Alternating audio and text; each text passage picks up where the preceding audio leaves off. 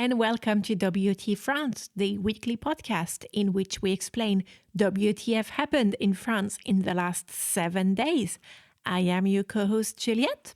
And I am your co-host Pepijn. Today is September the 14th. It is a beautiful day. Autumn is starting here in Denmark, and frankly, I don't know how to start this podcast anymore. I'm a bit lost. As France is no longer looking for a prime minister, what do we do, Juliette? What do we do? Well, what do we do? Luckily for the content of this podcast, while we have a prime minister, we don't have a government. So there's still a lot of work to do. So I guess you could start by asking about that. Oh, so, hey, Juliette, who is in the new government? We don't know. Oh. We don't have a government yet.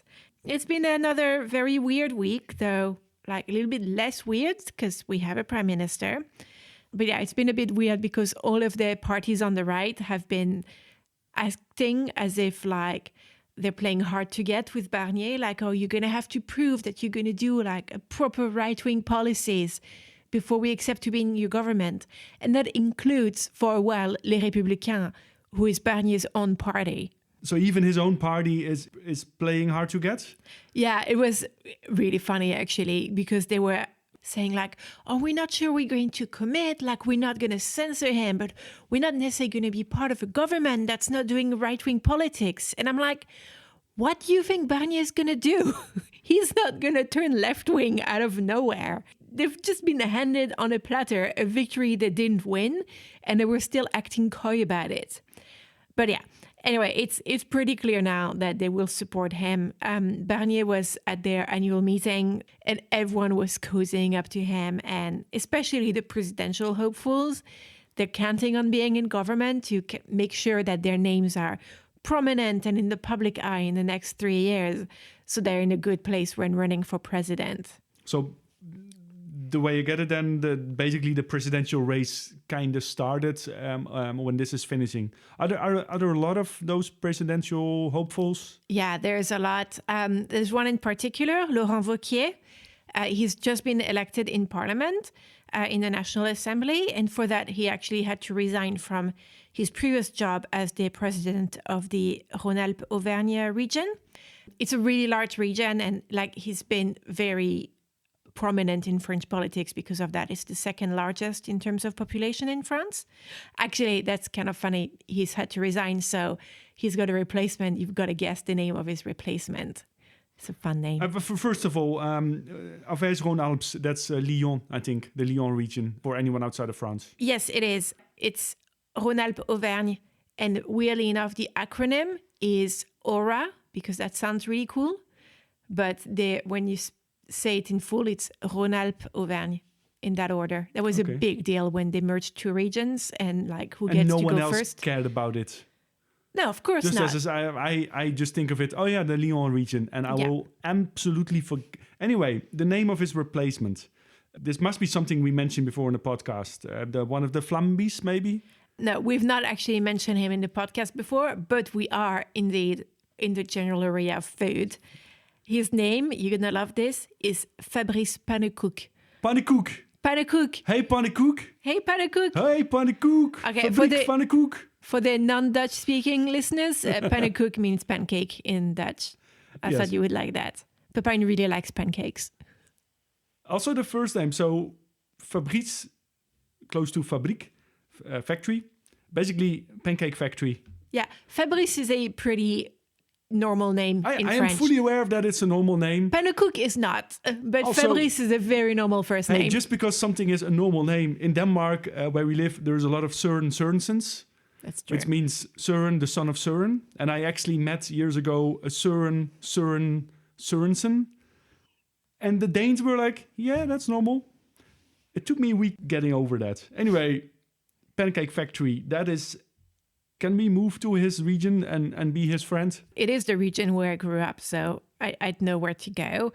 But so that's a no? I think we're better off in Denmark still. Okay, well. Any other presidential hopefuls? Yes, quite a lot. So in Les Républicains, I would say Xavier Bertrand, who we mentioned a couple of weeks ago already, is also going to try for it. Barnier himself, he's calling himself, or at least he thinks he is, the French Joe Biden.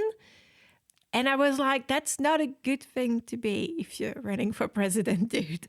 Isn't he even older than than American Joe Biden? No, he's younger. He's 73. Okay. But that's still like, that means he's going to be 76 in 3 years. When he starts the job. And he'll be over 80 when he finishes. Yeah. Oh my God, dudes, like retire, please. Like you could just go to your house in the sun and just chill. Like I don't understand why all these people are still working. Yeah, that's... so are people really just looking at how to line themselves up for the presidential elections? Or are they somehow forgetting that there is currently governing to do as well? I don't think they're forgetting that there's governing to do, and they are doing a bit of that, but people are definitely lining themselves up already for the presidential election, which is in 3 years, as a reminder. Like, it's quite far away. So in Macron's party, Gabriel Attal, who just left the prime minister job, and Gérald Darmanin, who is now the ex-interior minister, they are both contenders for their party's nomination. They're on both sides of the center, like Gabriel Attal is more center-left. Darmanin is more center-right. He's actually very right. He used to be in Les Républicains. In the other centrist parties, we have Édouard Philippe, who was Macron's first prime minister and mayor of Le Havre. He has actually announced that he will be running in 2027, or he said whenever it takes place. So it was such a little side comment on like, is Macron going to resign before his term is up? That was a very weird way to say that. He used to be quite close to Macron, but now they can't stand each other anymore. Yeah, a comment like that. A comment like that does not get you the endorsement from Macron. But he was cozying up to Barnier this week. So, yeah, okay. he was... Is anyone not cozying up to Barnier? The left isn't cozying up to Barnier. Though Barnier, I think, was hoping to get a few or at least one minister from the left, probably the Socialist Party. But so far, absolutely no luck. There's at least one socialist, his name is Stéphane Le Foll, who was agriculture minister under Hollande, and he said Barnier called him up to offer a job and that then he turned him down. And the rest of the left, so far, is pretty clear that they don't want to get involved. But I would never say never, because you never know who decides, like, it's okay to compromise my values to get a minister job. Like, those are pretty important and appealing. So we might see someone who goes like, you know what? I don't care about my political family. Let's burn bridges and get a ministry. Okay. So what you describe is basically, as of now, the left is managing to be a united front in this. Mostly. Like, there's been some infighting this week, but it's not about should we go in government or not. There's been a fallout between Mélenchon and one of his former closest allies, François Ruffin, who's also in the National Assembly. So it's a big public fallout, but it's not on should we like compromise and try to get in government. It's really on strategy and Mélenchon's place in the party. But overall, the left, no one seems to be saying like, oh, we should be trying to work with Les Républicains. I think there were some who were trying to work with the center, but Les Républicains, that's just way too far to the right for anyone to compromise on right now. So what about actual real-world stuff, like actual policies? We're naming names like it's a game of chess. But what's the actual plan? Do they have stuff like, for example, every French train driver will get 3% more bread or brioche? Like practical plans? So Barnier has not gone in details yet. And I think that's because he doesn't have his government. And that's probably one of the things he's using to convince people to join him. But he has said this will be a right-wing government, which is not surprising. And we know, for instance, he has views on limiting immigration. And that's what secured him the job, thanks to the extreme right's support. So we can expect, I think, a tightening on immigration rules. But interestingly, that's a domain where the center actually quite disagrees with him. And so it will be interesting if he might lose some support in parliament for that. Like, I doubt the center would censor him over it, but they probably wouldn't support laws that are extremely limiting immigration or sending people home, like people that are here already, sending them back to their home countries. So what have the extreme right been up to? And actually, question I should have probably asked when the president stuff came up. Is Marine Le Pen preparing to run for president? So she always is, I guess, but is she spooling up? So the Rassemblement National has been in court this week. Marine Le Pen was actually fined €500, which is not a huge amount, but still, for defamation against an association that supports immigrants in Mayotte. We mentioned Mayotte a couple of weeks ago. That's an island in the Indian Ocean. She falsely said that they were aiding human traffickers, like people coming from the Comore Islands into Mayotte. And they are not. They are not. And she got fined €500 for this, which is absolutely nothing. Oh, it's pocket change. But what she was fined for, I think that sounds more important. She was fined for lying, basically. Yes. And knowingly lying as well, I guess. Hurting their reputation. And that's what defamation is really about. Yeah. This is something that really seems to happen all over Europe. Bit of news from the Netherlands this week. The Dutch government, which is extremely right-wing, supported by extreme right-wing parties. The Dutch government this week announced some plans. And one of the plans was a minister saying, will call for an official migrant crisis, which means that she can make decisions without parliament on policy.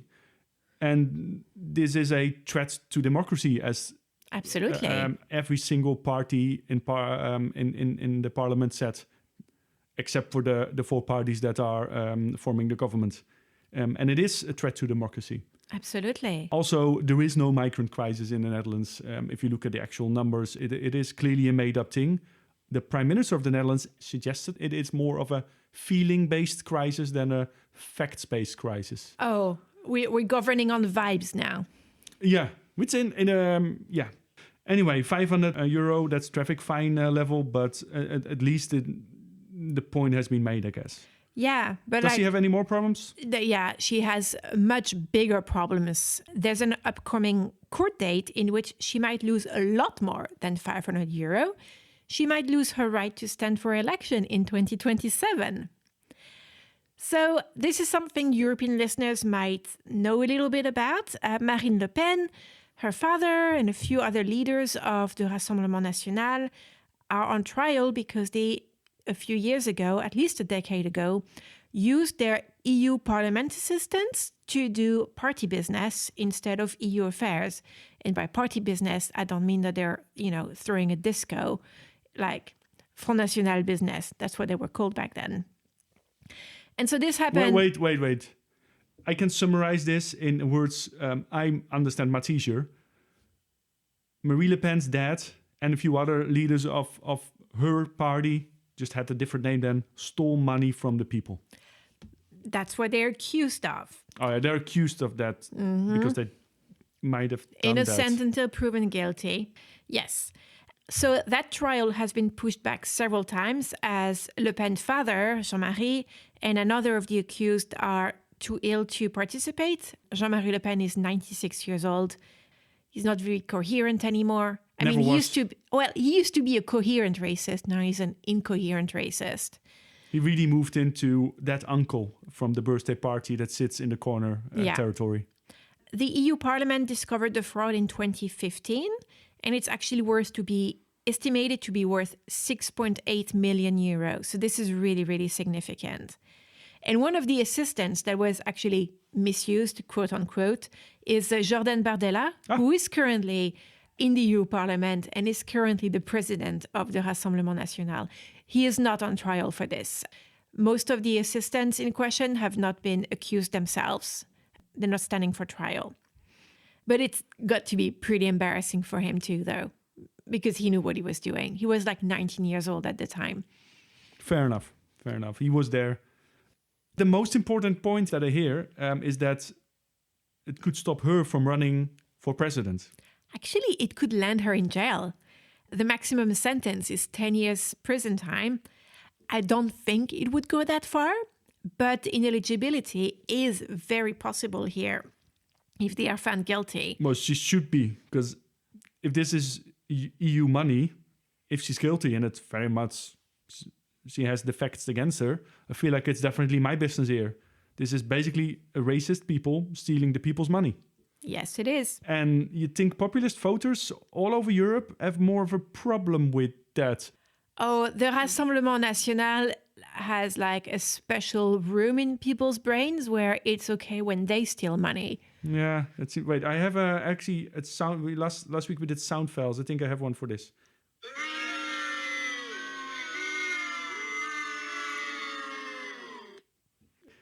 I think we're actually coming to the end of this week's podcast. And remember, we need a nice thing. We do. We have a nice thing. And this is going to be very, very shocking. I think Macron has had a good idea. What? What? Wait. No. He had a real bona fide good idea. Okay, fair enough. Stop booing the good idea. Okay. I'm trying to so you're be serious? as impartial as I can be, acknowledging that occasionally the people I don't like can say intelligent things. Yeah, and the thing is, I know you really well, of course. At least I hope so. That is your personality. You're a good person, and this. So tell me about Macron's good idea. So he has suggested to create a National Day of Sports every year on September 14th. So today, this year. Oh. That would be the first. So for today, he is organizing a big party in Paris for all the Olympic and Paralympic athletes who brought home a medal. Following that, next year and every year afterwards, he wants to have a National Day of Sports to get people more active, to support local clubs, to get people to discover sports. Yeah. Look, that's actually not a bad idea. Told you. So, yeah, well, I'm not going to use the boo thing again, but there's got to be an angle, right? What is his angle? Yeah, there's always probably an angle with Macron. I mean, for today, he's been trying to extend like the magic of the Olympic summer, that weird moment in time where French people were happy and proud of their country. And I think he wants to reflect on that glory. But that's not a terrible thing to do. Like, why not get people to enjoy that Olympic summer a little bit longer? And why not celebrate people who did a really good job? And then for the next years, getting people more active, getting people to discover more sports. I think those are nice things. It creates community. It gets people more healthy. No, I think, yeah, fair enough. This is actually a good idea. And especially also if you include local sports associations, that is a community building exercise. That is nice. So, on that note, it is really nice weather outside here. We should also get more active, I guess. So I think we should wrap up the podcast. Time for us to go for a walk. Actually, I have positive news as well. Tell me. Last week, we discussed our new rooster, Poofy. Poofy the rooster. Poofy has been integrating really well with his hen friends. First, they were a bit shy to each other. They're twice his size. He's a very small rooster. Yeah, this is a very small rooster and they're very big hens. And when I say friendly, they were a little bit aggressive. Mm-hmm. But now they're sitting next to each other all the time. At night, they huddle together like a happy bunch. So, positive news there. All right. And then we'll keep updating you guys on Poofy. I think he gets his own section from now on. Oh, yeah. We'll tell you more next week. À la semaine prochaine. Bye.